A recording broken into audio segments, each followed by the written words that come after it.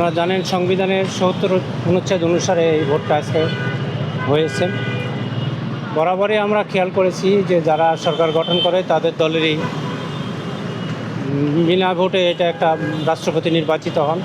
এবার প্রতিদ্বন্দ্বিতামূলক রাষ্ট্রপতি নির্বাচিত হয়েছেন।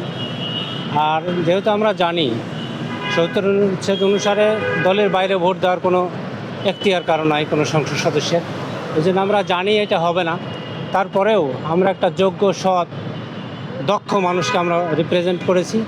আমরা মনে করেছিলাম জাতির জন্য উনি কল্যাণকর ছিলেন। যিনি নির্বাচিত হয়েছেন ওনাকে আমাদের পক্ষ থেকে অভিনন্দন, মোবারকবাদ।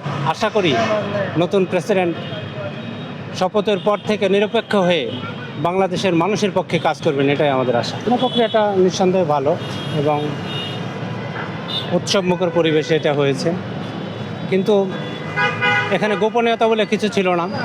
ব্যালটে আমি একজন এমপি, আমার নাম থাকবে, কাকে ভোট দিলাম সেটারও নাম স্বাক্ষরিত থাকবে এবং এটা ওপেন। ভোট একটা গোপনীয় জিনিস, আমার মতামত আমি কাকে দেবো এটা গোপন থাকা দরকার ছিল, যেটা সাংবিধানিক কারণে হয়তো তারা রক্ষা করতে পারে নাই। আশা করি সামনের দিনে সংসদে ৭০ অনুচ্ছেদ নিয়ে কথা হবে এবং এটা পরিবর্তন হয়ে গোপনীয়ভাবে আমি যাকে পছন্দ করব, যাকে যোগ্য মনে করবো তাকে আমার ভোটাধিকার প্রয়োগ করব। ৭০ অনুচ্ছেদ অনুকূলে যে ভোটটা হয় এটা ভোট না, এটা ওপেন সিক্রেট। সবাই জানে যে কে রাষ্ট্রপতি হচ্ছেন, এটা সবাই জানে।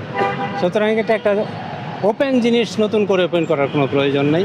আমি মনে করি যে সত্যিকার অর্থে যদি ভোট করতেই হয় তাহলে এটা ৭০ অনুচ্ছেদ পরিবর্তন করে ওপেন করে দেওয়া দরকার। যার মতামত সেটি ব্যক্ত করবে, কাকে দিবে তার ব্যাপার।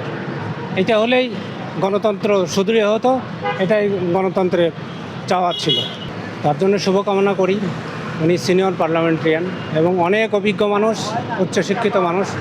আশা করি উনি নিরপেক্ষভাবে ওনার দায়িত্ব পালন করবেন এবং সরকারি দল বিরোধী দল নেই, সবার প্রতি উনি রাষ্ট্রের কল্যাণে কাজ করবেন, জনগণের পক্ষে হয়ে কাজ করবেন, এটাই আমাদের আশাবাদ।